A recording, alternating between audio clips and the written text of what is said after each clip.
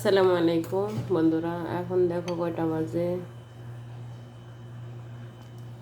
প্রায় 12টা বাজে। সারাদিন কাজকর্ম করে এখন মানে ওদের রান্না করা ভাত তরকারি আছে, ওদেরগুলো তো আমি খাই না, কারণ মশলা ছাড়া মরিচ ছাড়া ওরা খাইতে। এখন আর কি করব, এই যে এন্ডোমি নিয়ে বসলাম, এন্ডোমি রান্না করে বসলাম, সাথে নিলাম খাস খাইয়ার। বিসমিল্লাহির রহমানির রহিম।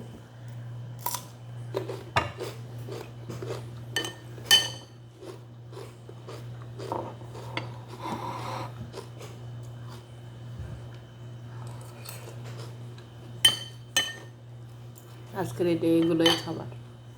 আমরা প্রবাসী, আমরা অনেক কিছু খাই।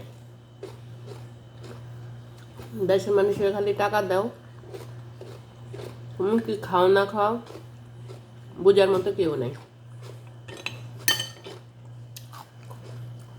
আমরা অনেক সুখে আছি, তারপরেও আলহামদুলিল্লাহ অনেক সুখে আছি, ভালো আছি।